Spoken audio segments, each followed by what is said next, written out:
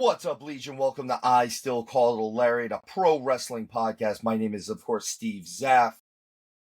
We have a very special treat for you guys out in the Legion, and that is leading into WrestleMania. We are conducting a series of interviews with the likes of Rudy Boy Gonzalez. We have Brutal Bob Evans. There are quite a few people that have agreed to do these interviews, and we thank them greatly.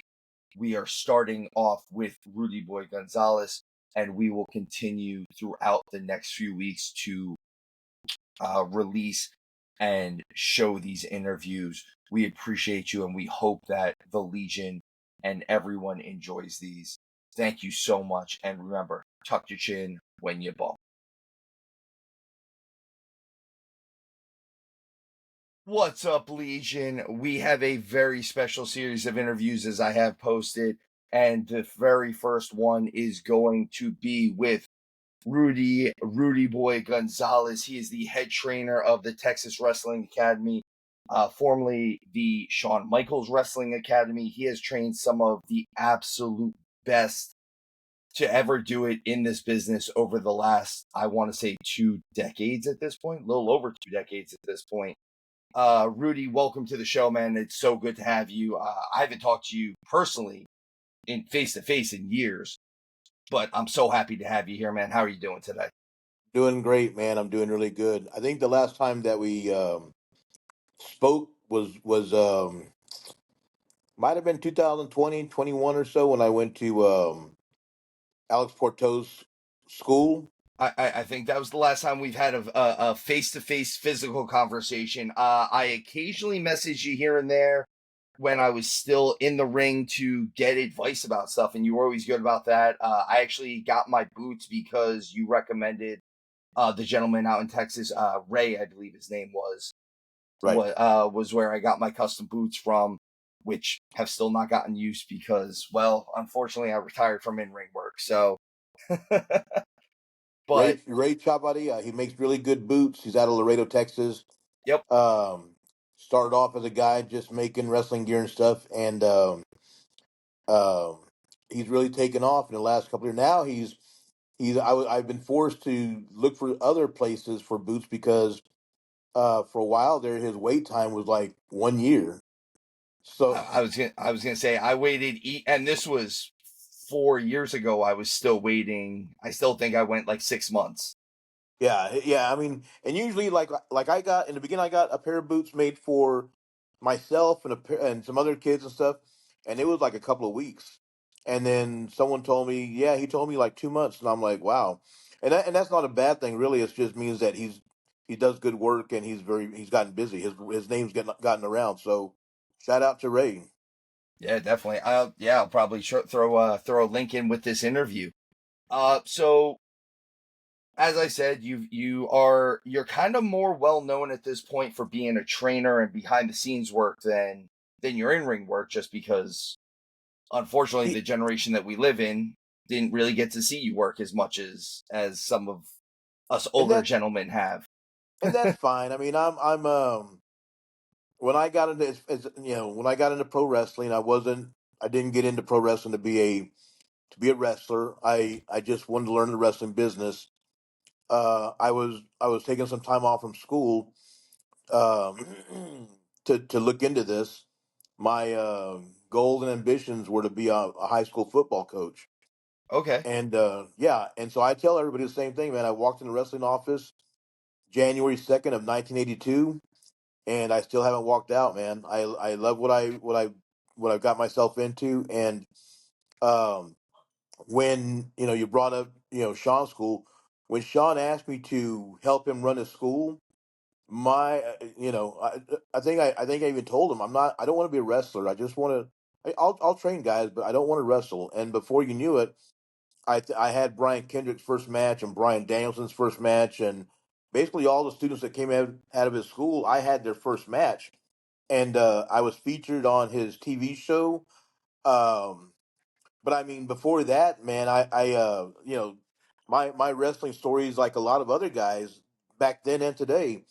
Um, I was refereeing, and on the side, I was getting trained by And it wasn't really at the time. It wasn't really getting trained. You just got in the ring with somebody, and you were like their blocking dummy. Ken Tibbs would say, "Hey, let me try this," or Chavo Guerrero would say, "Hey, I want to try this new move. Why don't you meet me at the ring tomorrow at 10 o'clock in the morning?"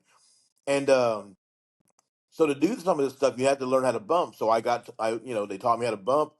To do other stuff, you had to learn how to come off the ropes. I learned how to run the ropes. And then as a referee, you kind of listen to the matches. I mean, you're right there with the guys in the ring, so you kind of learn stuff also.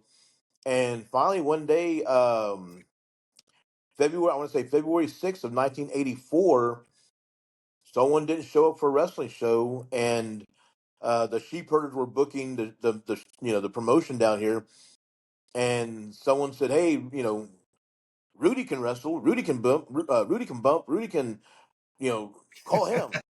So at that time, I was the bell ringer guy. I was Yeah. ringing the bell, and so one of the guys came from the back and took me to the dressing room. And Bobby Fulton loaned me a pair of wrestling trunks, and Eric Embry loaned me a pair of wrestling boots. I went out there, and I just told a story the other day to somebody, and I think our match was about 5 or 6 minutes. It was me and a guy named Manuel Villalobos against the Sheepherders, who were the Bushwhackers later on. Or the Bushwhackers. Yeah, yeah. And sometimes it feels like our match was 5 or 6 minutes long. Sometimes it feels like our match was an hour long. I mean, I look back on it, and it's, man, that went by quick. But then I look back and I think about, he did this, he did that, I did this. That was a long match. It's weird. And so Luke Williams pulled me to the side and said, "You didn't do bad, but you need to get your own gear. You can't borrow stuff from everybody." So that's what I did, and there you go, man. I'm on my way to be a pro wrestler. But I knew from the get go. I mean, there were some guys that were my size, but there were a lot of guys like Luger and Kerry Von Erich, David Von Erich, Hogan, that were monsters compared to me.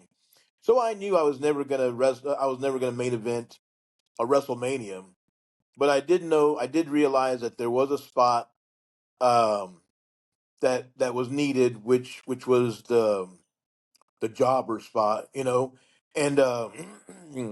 I made good money doing it. I got to work with a lot of the greats, Scott Hall and Tatanka and Yokozuna and the Mountie, and I mean guys that today the guys the talent today have no idea what it took to they use the word jobber as like some kind of insult, but it's not. If you were in the ring with those guys on TV, you had to have an idea of what was going on, and how to get the match over the way it needed to get over.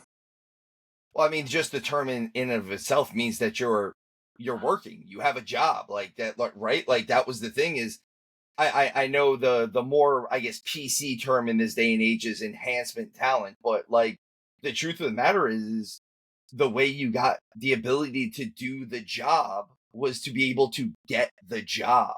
Like you had to be Exactly. good enough to get the call. Like, hey, I know guys. Even when I broke in, and I mean I broke in 2003. I want to say I was just about 21 years old, and I had been training at the Monster Factory for a couple months at that point. But I would talk to guys even then that were, hey, we get pulled in for dark matches, and that was kind of the equivalent of doing the job.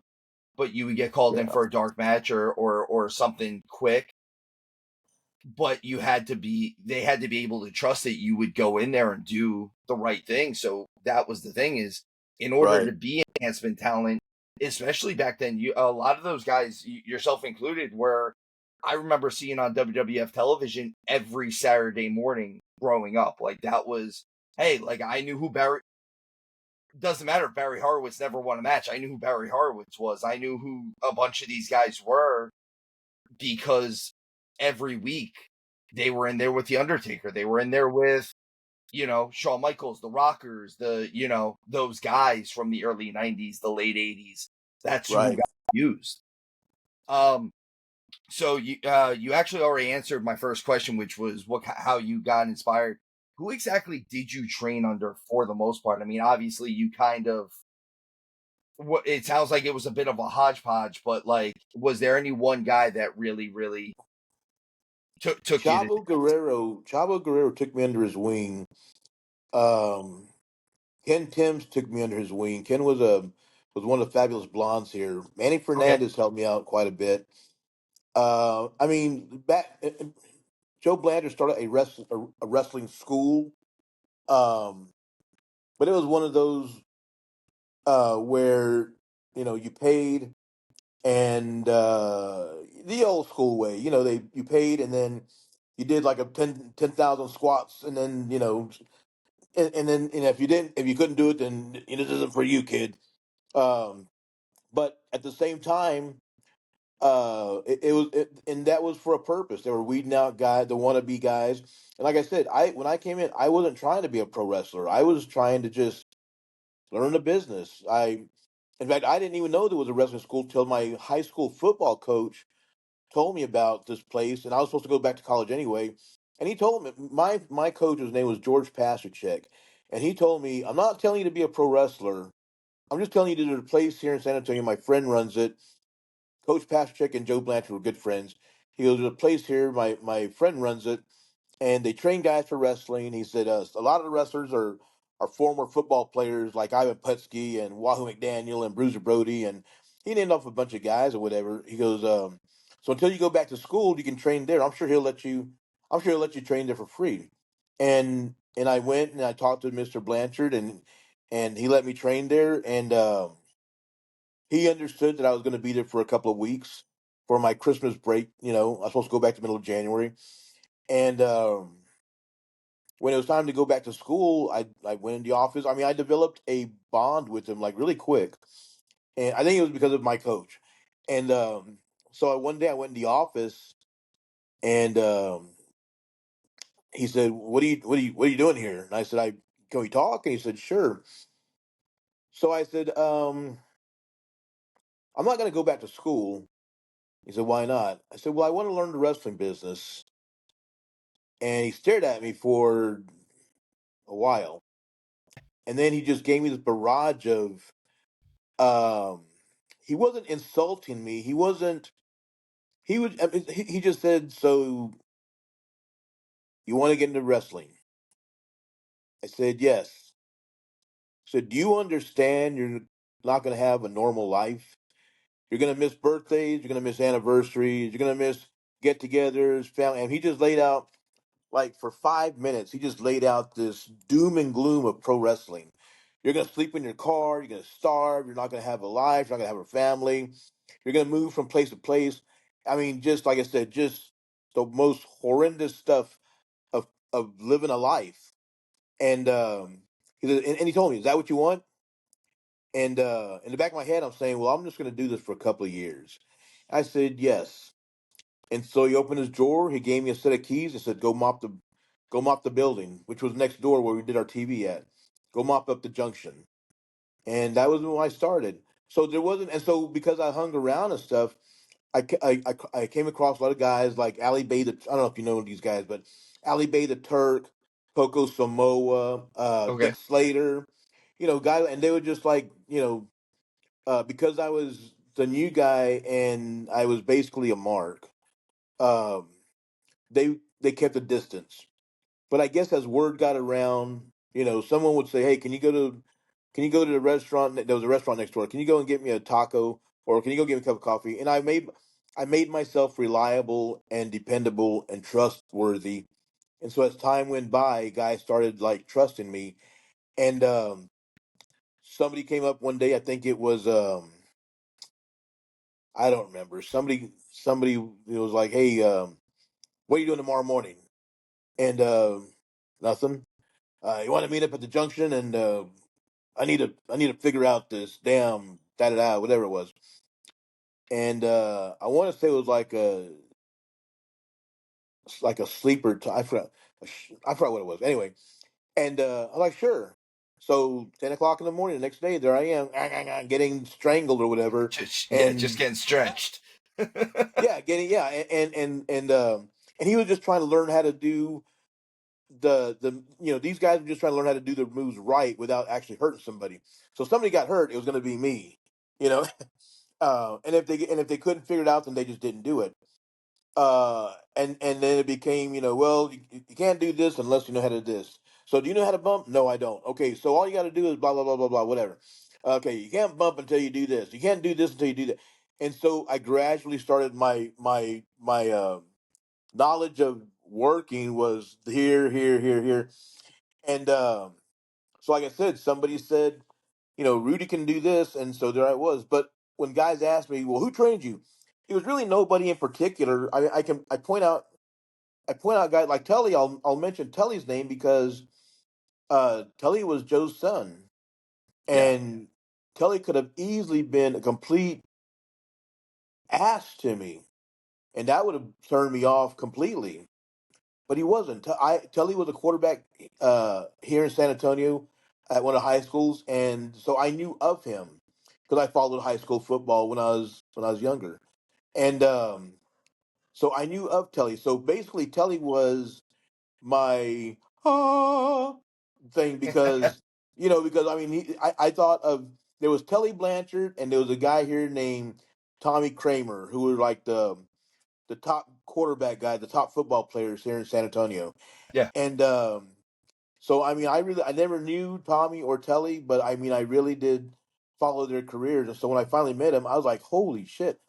Um Another one was Wahoo. Wahoo really didn't do a whole lot um training wise, but he just always like would make these little if you saw me talking to somebody and I guess Wahoo knew about that person. I was young, dumb, full of whatever. Um Wahoo would just tell me, watch your back. Stuff like that, just little snippets, watch your back. Um uh don't be late. You know, what time you gotta be at the building at? I don't know, 4 o'clock. Be there at 3:30. Don't be late. Just and then as time went by, that stuff kind of like now I get what they were talking about and why they were saying what they're saying. And I come across guys today, and and I see some of my own students talking to guys, and it's just a different world now because um, Wahoo telling me to watch my back I took it as he was protecting me. You tell someone watch your back now, and immediately there's, well, maybe he's jealous of him. Maybe there's some type of jealousy. Yeah. Maybe there's some kind of personal beef. And there could have been personal beef with Wahoo and I don't know whoever.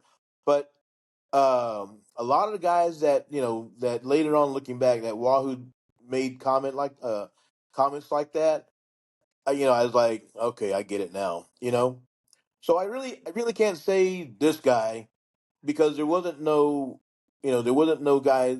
specific guy. Like guys go to Booker T school, guys went to Sean school, now guys come to my school, and I'm the only trainer there. But I mean, I just got, and at that time, that's just how it was guys helped out the younger guys, um, and never thought twice about it.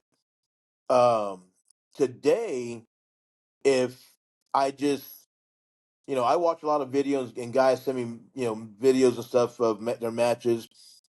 Today, if I say, "Hey, don't do this differently," I'll get a thumbs up.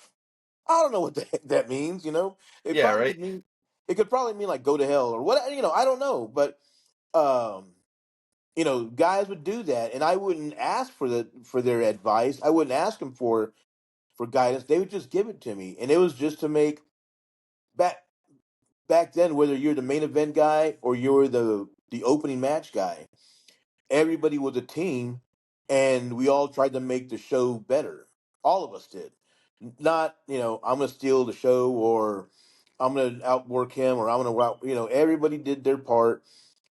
Matches were events were structured. First match did this, second match did that, third match, and there was no getting your shit in. There was you were given boundaries not to cross, and you had to figure out a way to get the best match possible without crossing those boundaries. And that's what working really was. That's how you learn to work. Um, so yeah, I can't really say I can't really name anyone specifically. Through the Yeah, years, though, Chavo did keep in touch with me, and that's pretty cool. yeah, and just we talked quite a bit. As a matter of fact, I talked to Chavo Guerrero like a month before he passed away, and he never told me a word. He just we just talked like like buddies. That I mean that it's out. I mean, but that's kind of how we are as tough guys. Sometimes is we don't talk about our issues or anything like that. We talk about what's going on in the Yeah, in the world. Hey, Susie's going to college right now, and this is happening.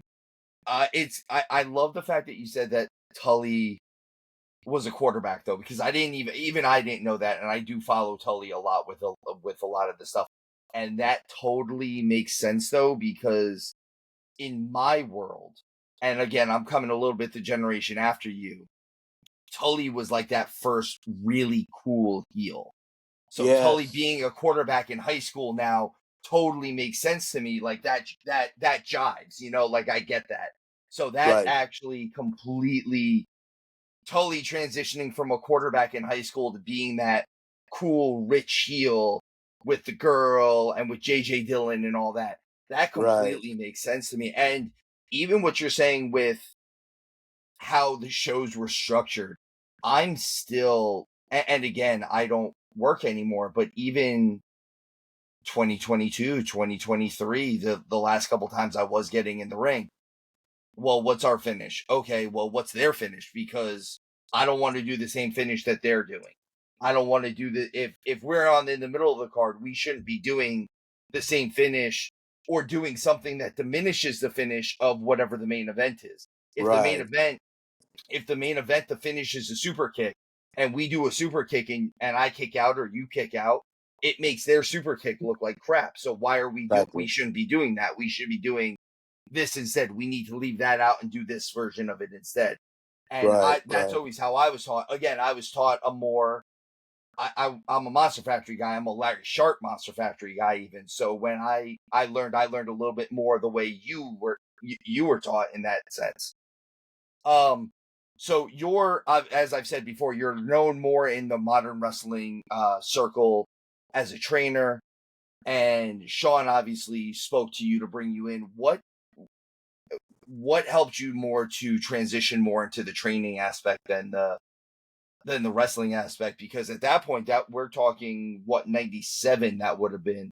So you've been working now for well over a decade. So Sean Sean started school in '99. okay, Um, so I don't know. I was at the point where when I was younger, I didn't keep track of wrestling. I didn't want my dad watched wrestling every now and then. I'd sit with him and watch TV, or I went to the local arena here, the auditorium that they had wrestling at. Um, but my number one interest has always been teaching guys and helping guys out and stuff like that. And that's why I wanted to get into high school football. Um, so when I got into the wrestling part, I mean, I was in sports all my life, and so when the first time I had a match, or I was in a match where somebody said so and so's going over, and I realized this shit's not real. Then it kind of like I just took uh, I just took the wrestling part. I stepped back from it just a little bit because no matter how hard you work in your match, doesn't mean that all of a sudden you're going to win your match. That's not determined by you or your athleticism or whatever. That's determined by some guy with a pencil, you know. And then as time went by, I learned that sometimes that is determined by how good you get along with the guy with the pencil. Um, and a lot of it have to do with your size and your look. And I'm the first man. I have a beautiful wife. I have no idea how I got that, but I'm not a good looking same boat. guy. So, but I'm not a good looking. I'm not. You know. I'm not like Sean. I'm not like Steve Austin. I'm like, I'm just a regular guy. I'm not 6'2". I'm not a bodybuilder. I was just me. And so I knew that, I realized that there was still a place for me in the wrestling part. Um, and that's fine. So when I would do shows and stuff and whatever, and I would see guys complain about not getting put over or putting somebody else over, and I'm like, dude, I'm thinking to myself, dude, this isn't even real. What are you talking about? So I always had that. I always had to step back away from the wrestling part. Like I can tell you right now, proudly, I've had very few wrestling titles. I mean, what does that really mean? I mean, yeah, it's a prop, but I mean, did you really win? Did you really beat somebody? So, like when Sean had his school, I mean, when he had his show, I was a TV champion, and so all the kids, Spanky, Danielson, Shooter, all the kids that were in that promotion, they were shooting for me, and so my position wasn't the champion. My position was actually the old lion, that type of stuff. Yeah, Uh, for the story part, but my main focus has been on training guys, and I like seeing guys develop. I like seeing guys that have no clue, you know, from a hammer lock to a wrist lock to a wrist watch, and then a couple weeks later, there they are, floating through everything like it's nothing. I enjoy working with those guys rather, and I've said this before many times. I'd rather work with those guys than the guys that are athletically gifted and can do anything at the drop of a hat because they do have a little bit of an attitude and they don't have to work as hard as opposed to the other guys. They do have to work hard, and I mean I did. I wasn't 6'2". I wasn't a bodybuilder. I had to work my butt off to learn how to understand how this wrestling match worked and what made sense and what didn't sense. What didn't make sense. So. Um, the training part is what I was really interested in. And so when it came time for Sean's school to close, he asked me, he goes, I'm gonna shut the school down, I'm gonna go work back for WWE again full time. And I'm thinking like, shoot, there's no other wrestling schools around here. Because at the time there wasn't. I yeah, think Booker's was just starting his school, and I really didn't know Booker T that well. Um, and he had his own trainers. And so I was like, man. And so, but then Sean said, unless you want to take over, then it's all yours. So I was like, heck yeah, yeah, I'll take it. And, because I knew, and I expected this coming from Sean anyway. He said the only thing you got to do is you got to take my name off because I'm not going to be here, which I understood that completely, that and makes sense. that was already in the works. As soon as he said, unless you're going to take it over, boom, I started thinking of different names, uh, Jobber Wrestling Academy or what, just, Yeah, enhancement talent pro wrestling, whatever. Uh, and I came over to Texas Wrestling Academy because it went along with the TWA letters that he had for his promotion, Texas Wrestling Alliance. So, but yeah, I mean, and then my whole idea on this was to just run the school and screw the shows, man. That's a whole nother ball of wax.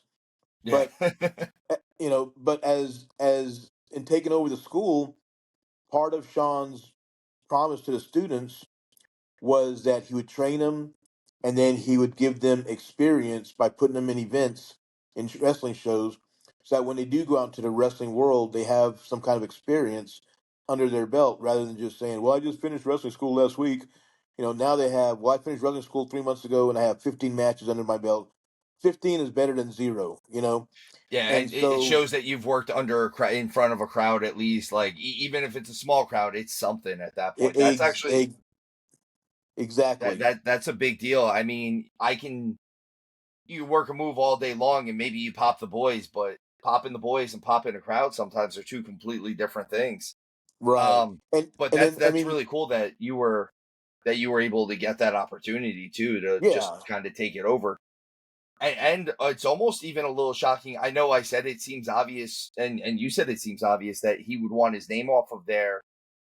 But I mean, I think a lot of guys there are a lot of guys in any business that would have kept their name on there and just been like, well, pay me a royalty or something like that. Or like every student walks Right. in the door, I don't care if I'm there or not. Maybe I'll make a visit once every 6 months, just be like, hey, I'm here and give me 10% of every student or something like that.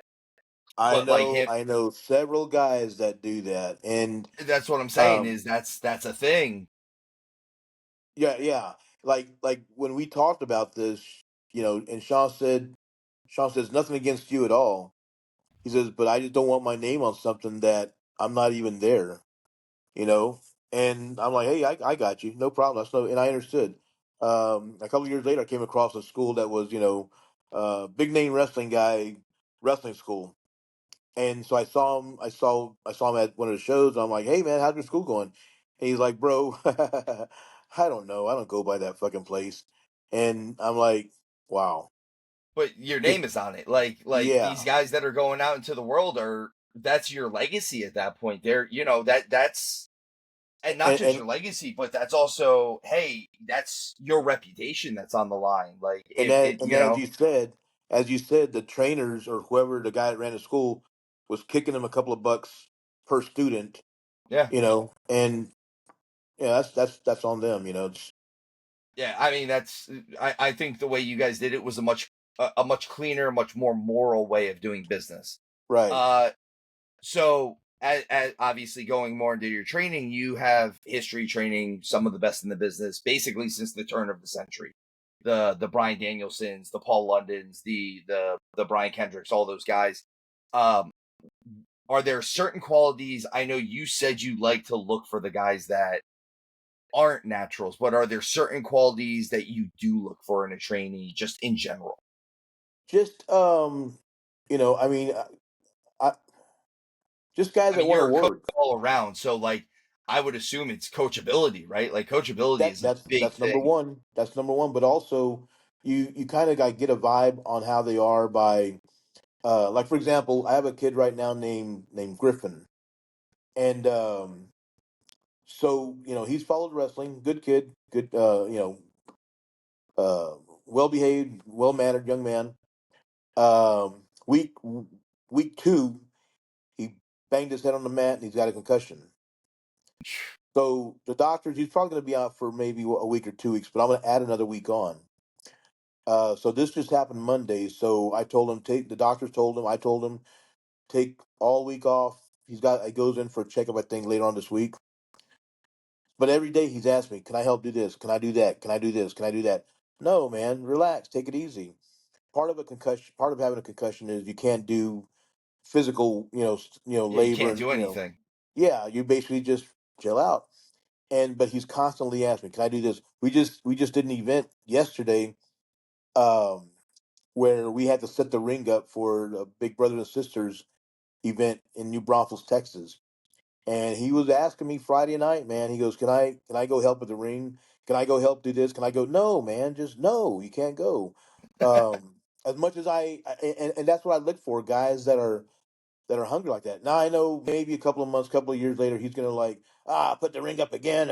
But right now he's hungry, and I want to take as much advantage of that as possible so that and he gets something out of it so that that fire still burns um or as long as I can keep it burning.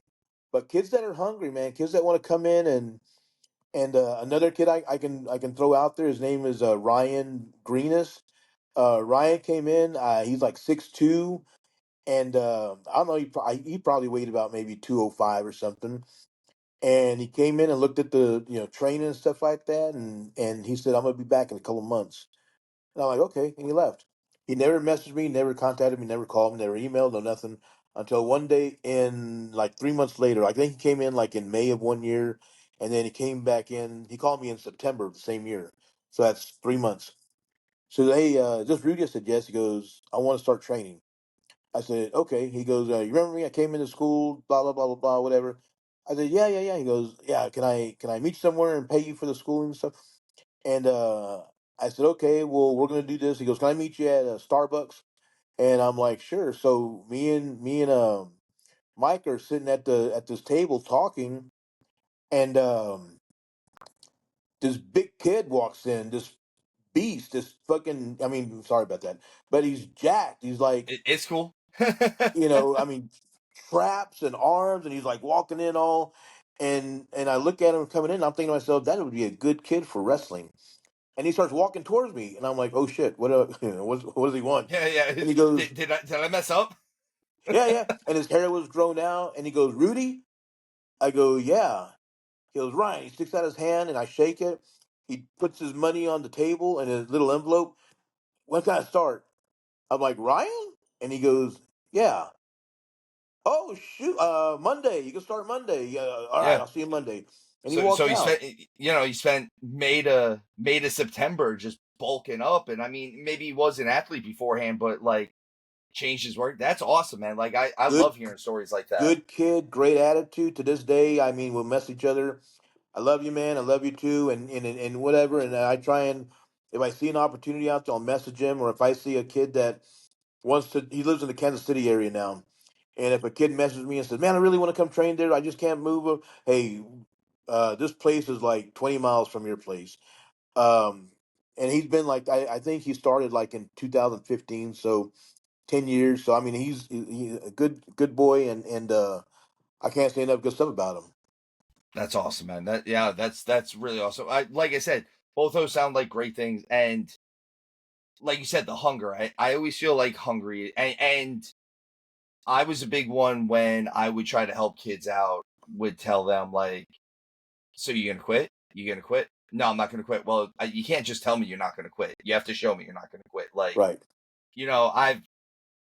I'm not saying that what I'm doing is the right way to do it because obviously I'm sitting here now and not working for WWE or AEW or TNA even or I'm doing this instead. But at the same time, I was brought up in that generation where hey, I my shoulder popped out and I rolled over to my corner and had the manager pop it back in and I finished my match.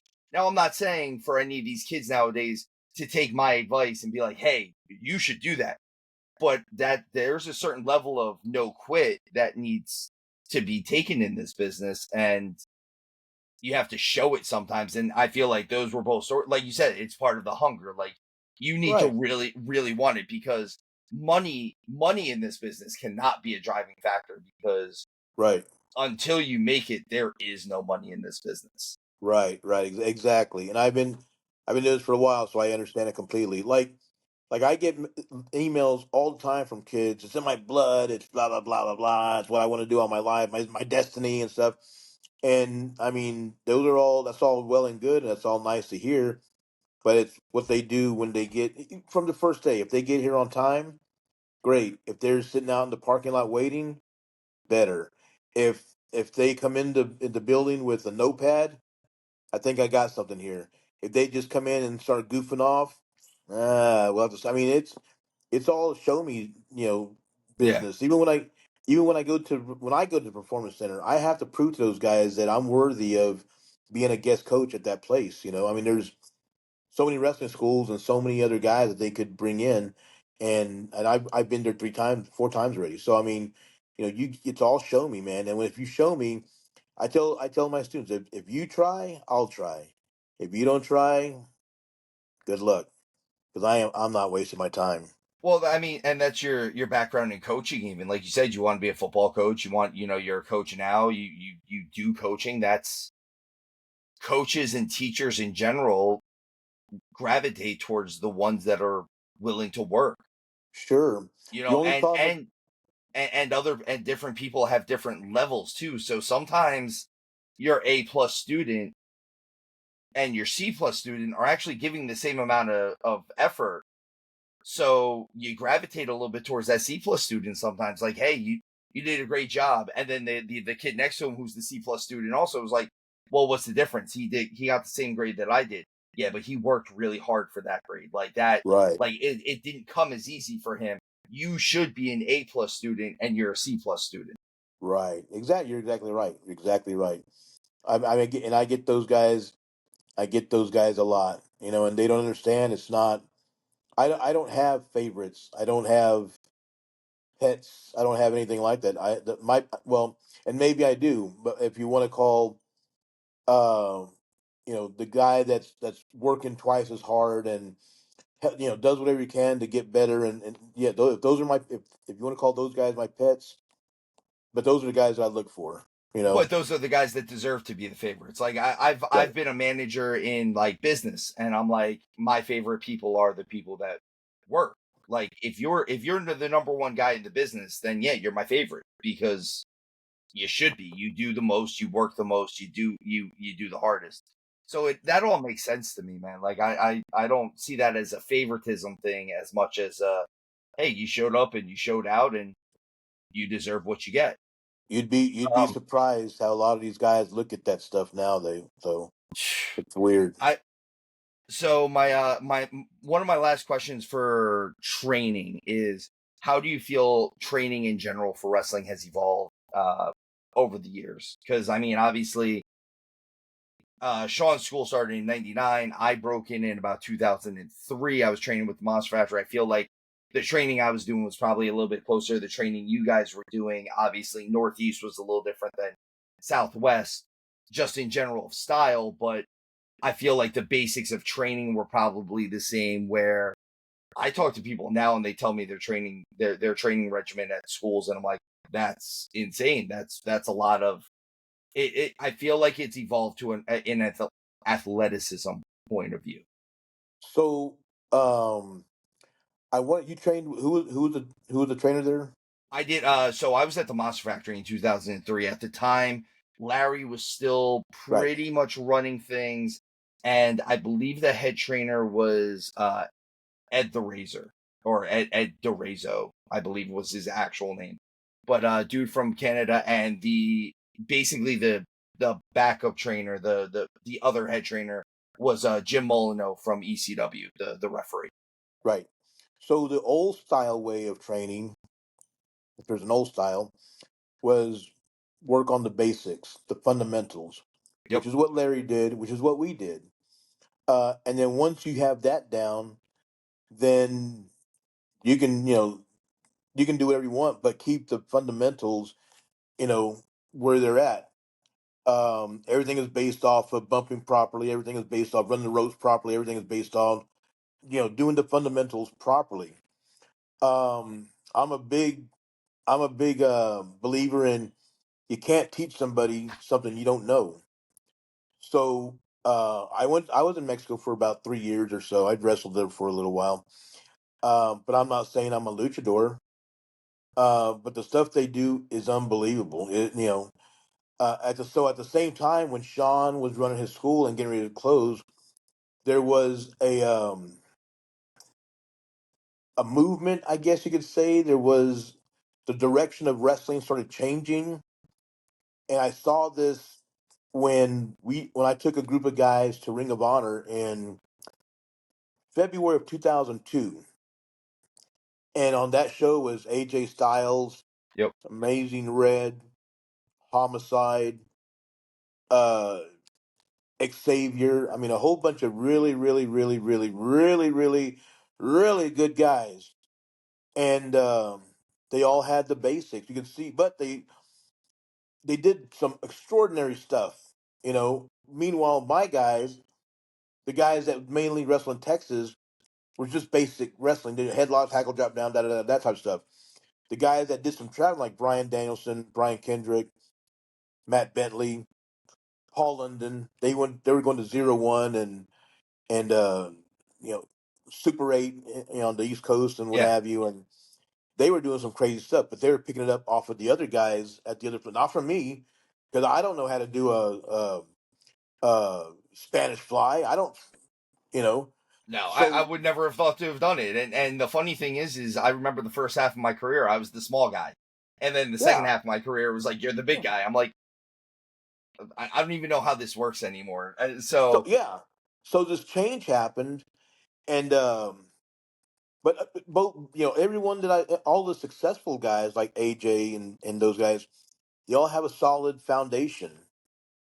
uh some of the other guys, they do some really cool stuff. They fly around and whatever, and I'm not, I won't deny it. They're very athletic and it looks very impressive, but that's all they can do. They don't know, if they get hurt, they don't know how to grab a headlock, or they get injured or something's not right. They don't know how to grab a headlock and slow it down, and and just you work know it and tell that story. yes, and that's that's how wrestling's changed now. And the reason to that, my opinion, is there back then there were more older guys like me training guys like the Malenko and uh, Larry and whoever else, the older guys, and that's the way they worked. Now the newer guys that are training guys are those guys that were doing the goofy moves and stuff, and through natural subtraction, the older guys move on, they die, Yeah. and what have you.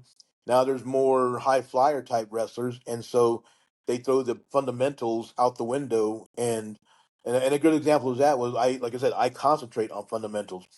Another guy called me and he wanted to come train with me and stuff, and I told him what we do and stuff, and he chose to go to another school in Houston, and so he sends me a message like 2 weeks later. He goes, hey, I just want to tell you I'm doing really good over here at the school. Da da da da.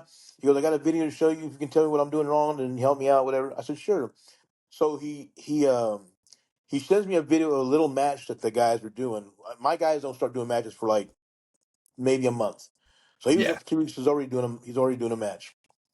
So the first thing he does is the other guy kicks him in the stomach, throws him in the corner. The guy runs up the corner, does a backflip, and then hip tosses the guy, and then blah blah blah blah blah, whatever. And I said, "How long you been training there?" He goes, 2 weeks. I go, "Where'd you learn how to do a moonsault from?" He goes, "Oh man, they taught me that the second day." And I'm like, "Good for you. I'm happy for you. We Yeah. I don't need mean, that cool. stuff." Yeah, Cool, I guess. But like, I remember working with guys early. And I'll leave his name out of it. Me and him have made a lot of peace since then. So, but I remember like one of our running gags with him was the kid couldn't do, and I say kid, he's an adult now. We're all adults, but he at the time we were both young. We were in our 20s, and I was like, that's great. You can do a springboard, but you can't do a headlock takeover. I'm like, right. it's you actually are not able to do one without the other. It's all the Yeah. same thing. And I remember I made the joke about it one time at a show. He was working somebody and he goes, "Oh, what did you think of my match?" I was like, "Man, that was a hell of a headlock takeover you did." He's like, "What?" And the guy he was working came back and he goes, "Yeah, man, what was up with that headlock takeover? That was kind of crappy." And I said it like as a rib, as a joke. And then all of a sudden I was like, sorry, man. I didn't mean to like throw you under the bus like that, but still, that I agree with you though. I think it all you need the basics and the fundamentals. I think the real what really should be evolving in the wrestling industry, and I see it with a couple of the schools, is almost like the fitness and like the drills that they do. If right. the schools that do the best are the ones that have evolved their drills a bit. Like they like, hey, we're gonna make sure that if you get a tryout, you're television ready. Like you're gonna look right, you're gonna look the part. You know to stand a right way or do a certain thing, and you're not gonna blow up in that ring. And I always think that that's kind of where we evolve to, like the better evolution than, like you said, day two I learned a moonsault. Well, you don't need to know a moonsault on day two. You need to know why you haven't even learned why you're doing that moonsault. Exactly. Some schools Um, nowadays they use the calling card um, of you know do the new style of wrestling, or we don't do old school wrestling, yeah, and they make it sound like old school wrestling is like this bad thing or whatever. But I mean, that they need to learn the basics. They need to sorry, learn the folks. I think I'm fundamentals having some of doing technical stuff. Otherwise someone's going to get hurt. Oh man. So going into just the wrestling business in general, what are your thoughts, or how do you see the indie scene today compared to when you started as a trainer? Because I mean, like you starting in '99 as a trainer, you were I want to say ECW was probably the last Yeah, territory, I guess we could yeah, call it. And then Ring of Honor kind of took over that area, but I mean, there hasn't been real territories right, in years. Even then, there weren't really territories around, and it was hard to. So especially now, like we're talking 2025 to 1999. How do you see the indie scene evolve realistically, or change. I see that I see the independent wrestling scene as doing well. Actually, I mean, the only what lacks though is kids are reluctant to travel. There's a few though that will get out there, and even if they're buying their own plane ticket to get from here to California, that's fine. But a lot of them don't want to travel. They don't want to, But that's the key: is you got to get your face out there. When I took over from Sean, there was a group called Main Event Wrestling, I think, that was trying to start up. Um, and I talked to the promoter, and he said, I was trying to get some guys on, and he was like, maybe not this time, but the next show. Well, I'm glad that didn't work out, because that first show he did was he bounced checks, and it was a complete mess. Um, but when Sean was running his school, he had Rob Feinstein and God, what is his name? He was a camera guy, and I can't think of his name, but he passed away. I feel bad, but man, anyway, so they had came by and recorded some shows and stuff. So Doug Gentry, I'm sorry about that, Doug Gentry, and so right after this Main Event Wrestling flopped, uh, Ring of Honor was forming. And so I reached out to Rob, and I'm like, "Hey, I don't know if you remember me or not, but I ran Sean's promotion for him in his school, and yada yada yada." And Rob was, "Hey, man, of course I remember who you are. Yeah, how you doing?" And so I said, "I see you guys have a show come up in Philadelphia. If I can get some guys up there, can you use them?" And Rob said, "Let me talk to my partners and see what we can work out." So I think it was Gabe Sapolsky that said, "We can't guarantee them a spot, but if they show up, we'll do something." And that's just typical old wrestling, man. If you put an effort in, then someone's going to try. And Yeah, so I told my guys, hey, y'all want to go to Philadelphia for a show, and we all pay expenses and what have you. So you'll recognize these names. So Brian Danielson, they already knew who he was, so they automatically had him on. They wanted to use Brian Kendrick, they just didn't know. He wasn't sure how he was going to get up there. I don't know what the issue was with Brian. Then we had Matt Bentley. okay. Then we had Matt Bentley was Matt Bentley, but he went as another name, Michael Shane. Michael But Shane, that's right. Yeah, he was Michael Shane in TNA for a while. yeah, and then there was Masada, and then I don't know what was going on. I never asked about it, but for some reason Hernandez was having an issue getting booked places, and he asked me, "Can you help me out?" So I said, "Sure." Ride with us to Philadelphia. We're going up to Ring of Honor, and so he jumped in with us. A kid named Paul London, Okay. and then there were some other guys, and so those we all drove up to Philadelphia, and in time, those guys that I mentioned, got something out of those trips. They got more exposure. Some went to 0-1. I think Karina was running that for a while with the Yeah, Japanese group. Um, 0-1. Noah, I mean, they were getting bookings, and they got their faces out. The other guys, they never, there were some guys that are low. They're still local. They don't go anywhere. And so I think the good thing about the independents is that there's a lot of good talent out there. And I feel like independent wrestling is a feeder to WWE or AEW or AAA or New Japan or whatever. I feel like the independent wrestling scene is a feeder to these larger promotions. But the only way you're going to get known or you're going to get seen is if you jump in your car and you travel. And back then, just as now, guys are reluctant to travel. yeah, When back in my day, that was the way it was, man. You wrestle somewhere for 6 months. Once you started seeing your name, your stock dropping, you moved. You went from Florida to Texas to Mid South to Kansas City to Tennessee to AWA. I mean, that's the way of life. yeah, Guys don't want to do that now, and that's how you knew who. When Sean finished training here, he went from San Antonio to Mid South. And he was on TV, and he went from Mid South. I think he went to Kansas City, and then And then I Kansas think City. from Kansas to AWA, I think, and then Yeah, from well, back to San AWA Antonio to again, and then uh, AWA, and and then he up to got AWA. no, he Well, got I mean no. that's how a lot of guys work it, and sometimes it's better to go like I mean the territory. I always said I would have done. I think I would have been better for a territory system. I was made a little bit more for the territory system because especially the way I would kind of especially later on in my life where I started getting a little bit more character work. So I think I would have some of my stuff was changing around. I wish I was I was I unfortunately where they say you're 20 years too early. I think I was 20 years too late. Right, right. I think I showed up to the dance late. my problem was, and I get it because my problem was I didn't really know anybody. I knew a lot of people, but I didn't know anybody. But I didn't realize that because I knew these people, I could have done better. I could have moved. I could have moved along. Instead, for some reason, I don't know. I thought I thought every promoter in the country had a Rolodex with my name on it.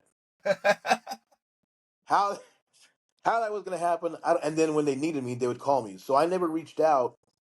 I wasn't smart enough to know. You know, you had to do all the stuff until finally I packed a bag and I went down to Laredo, Mexico. And I didn't. I'm not gonna say I begged for a spot. I was just there, and I went to Laredo, Mexico for like 3 weeks, 4 weeks in a row. And the promoter got tired of like me being there, I guess, and he just said, "Okay, come on, let's go." And he put me in a match, and I think the first match I was with, I think they're trying to get rid of me right away because they put me in a match with a guy named Solar, and the dude was an actual Mexican Olympic wrestler, and he tried tying me up in knots. And but I knew enough to not let it happen, and I was also smart or dumb, however you want to look at it, smart or dumb enough not to get mad and start a fight with the guy. Um, and I just went to the back, and the promoter said, "You did good." So he said, "Next week." So I said, "Yes." He said, "Otra semana." I said, "Yeah." And so I went back the following week, and he put me with another guy who wasn't as sharp as the Solara guy, but he was still a shooter. And I did well with him. I did again. I didn't get mad. I knew what they were doing, but I didn't get mad. I took it in stride. I just, I'm not going to get in a fight with someone in another country because you'd never see me again. Yeah, right. Yeah, so that happened 3 weeks in a row, and then finally they saw that, and I kept coming back. So finally, I guess the promoter saw that this guy is really trying, so let's try and work with him, and they started using me more. And but if it wasn't for me making that trip down to Laredo, Mexico, like I said, I spent 3 years down there, and if it wasn't for me making that trip down there, I would never have went. And I see a lot of the kids now that are on TV, like uh, Garza, Hector Yeah, Garza. Um, what's the kid? His dad, Fantasma, El Hijo de Fantasma. yeah, yeah. Elio. I worked with his dad, Escobar. I worked with his dad in Mexico. I knew Hector Garza. I knew Yeah. Paraguayo. I knew a lot of those guys, and I worked with their dads. And when I see them on TV, I'm like, I wonder if, and I'll look look their names up, and sure enough, their dad is So and whoever. And so, and yeah, yeah, I worked with them before, and so and then looking back, I remember seeing Pedro Aguayo Jr. When he was like 9, 10 years old with his dad at the shows and stuff, and so those are good experiences. heck yeah, man. So I'm gonna close this out with a couple, with just about one or two more questions. The one I want to go with is, what are some of your, what's probably your proudest moment as both a wrestler and as a trainer? Um, for the wrestling part, I guess having that first match and going back to what I said, I didn't get into this to be a pro wrestler, but having the sheep herders, Luke Williams and Jonathan Boyd and some of the other guys um, pat me on my back after my first match because, in all honesty, I had no idea what I was doing. I was so so for them to and then once that happened, then guys like Chavo and Manny really started like giving me good advice and helped me out more and more as a trainer. it's like one tops the other. Um, Having my matches with Brian Kendrick and Brian Danielson and some of the other guys, and getting ovations, those guys getting ovations, and then watching them move up the ladder as they have. Um, and even though even though it was the Shawn Michaels Wrestling Academy, I'm the guy that did all the training. Yeah, Uh, Sean was in had just got out of back surgery, so he had no business in the ring. So Sean did the, hey Rudy, show him this, hey Rudy, show him that. And if you listen to some of the interviews and stuff that the boys have done, they would come right out and say, and when they do that, I'm like, they don't have to do that. But they would come right out and say, Rudy's the one that trained us. Sean just watched, or Sean just, yeah. you know, You were there doing a lot of the physical stuff where Sean was maybe even maybe sitting there helping with some of the psychology stuff, but like you said, he had just gotten out of back surgery, you know, right. And not then, long before that. and then hearing people talk the way they do about Brian Danielson's being, one of the greatest in the world and stuff like that. Um, Man, I have I have a small part of Brian's training. I was just around him for the first 8 months or so. Then he went to Memphis, and he trained with William Regal, and then he took off.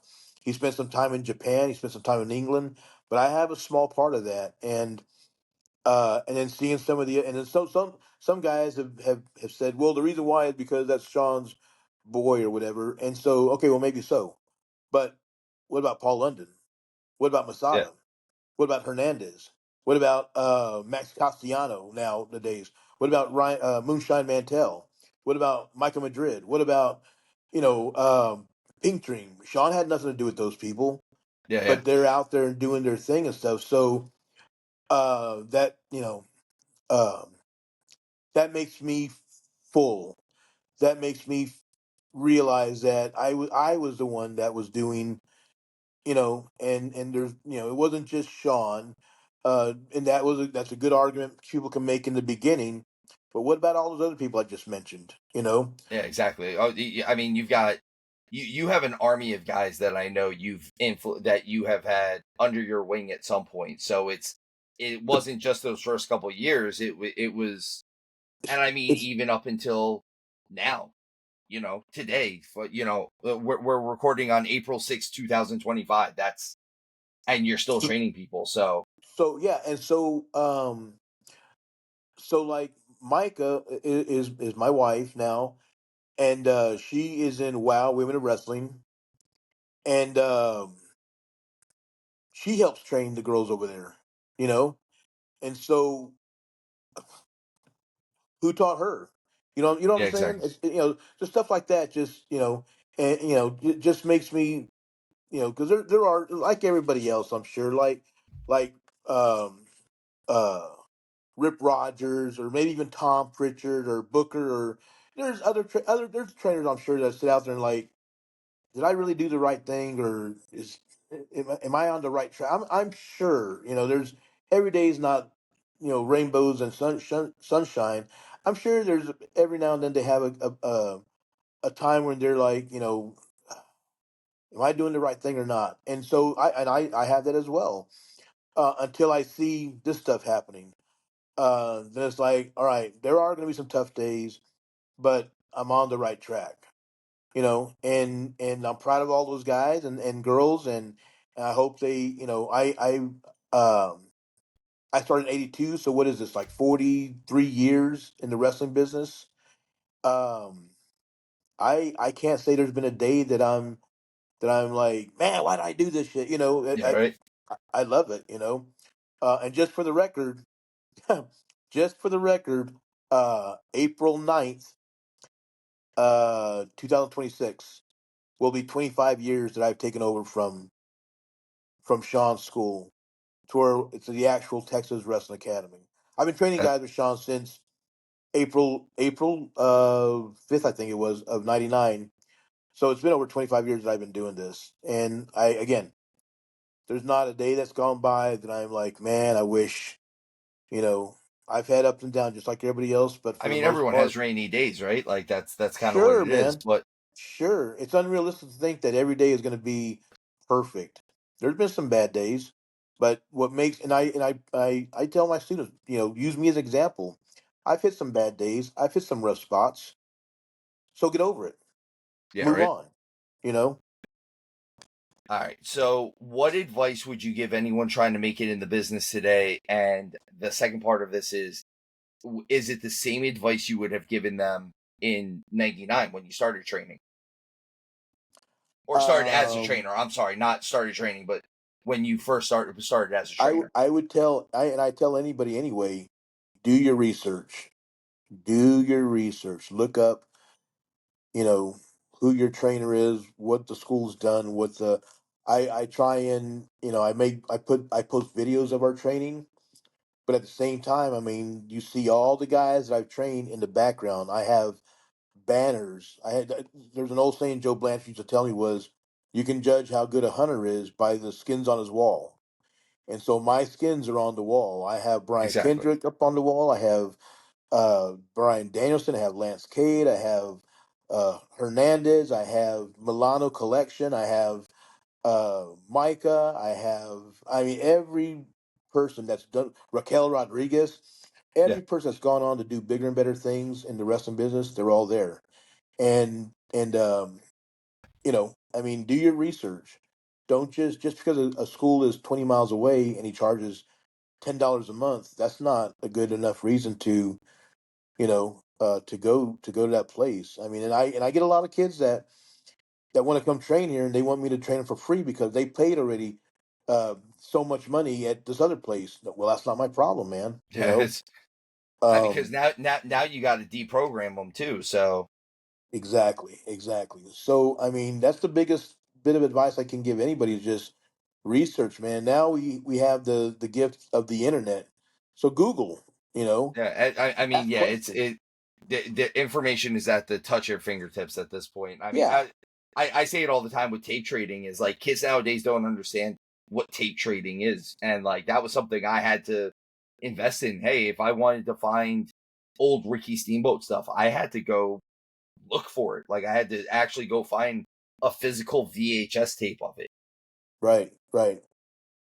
So before we close out, I just want to give you a chance if there's anything big you got coming up as far as shows or anything promotional that you want to talk about. This way, we can get some of your stuff out there, man. Too. I want to make sure that we do right by you guys as well. Yeah, no. My main concern is my school. So the Texas Wrestling Academy is we're on Facebook. You can email me at Texas Wrestling Academy underscore SA@yahoo.com. I'm sorry, it's all written out. Like when I made it up, I thought it was cool, but it's not so cool after a while.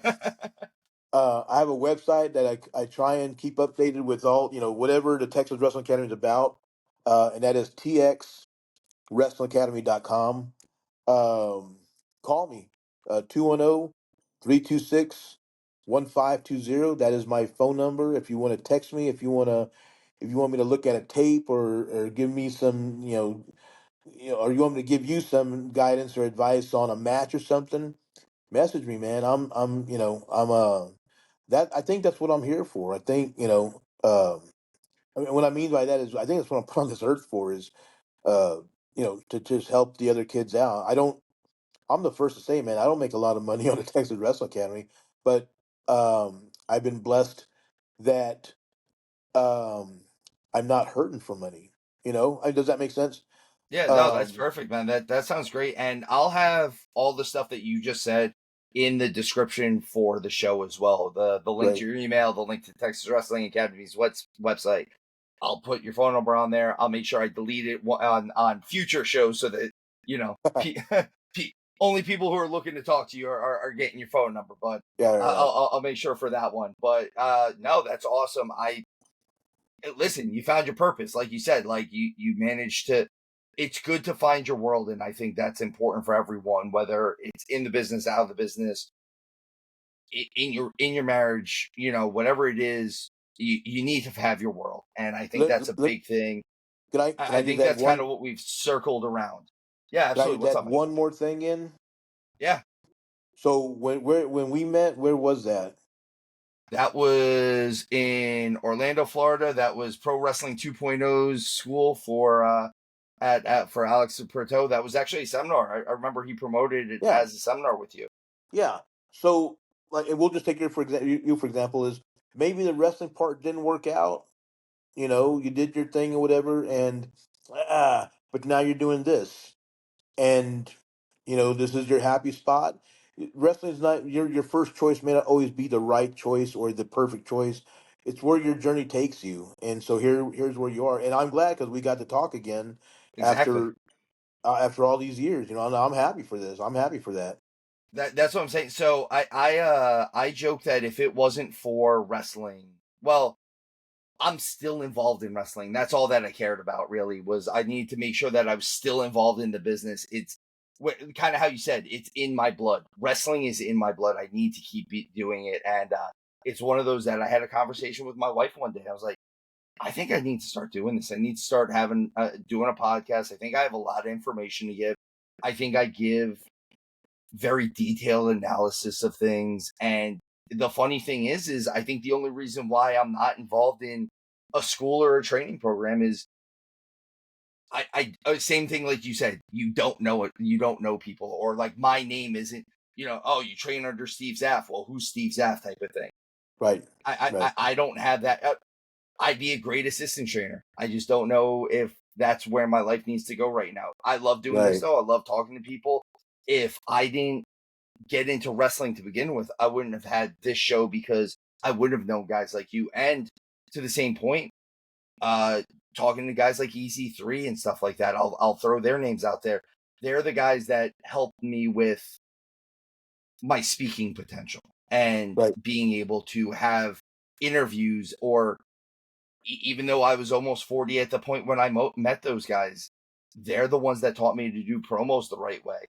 So you, kind of how you said, those guys that you have that little bit of, the Danielsons and stuff, but then they went and they took a little bit from here and a little bit from there. Like, you need to have more than, you need to be able to open up to more than one type of way to do things. And Exactly, I exactly. think that's also one of the things that you've circled around in this as well.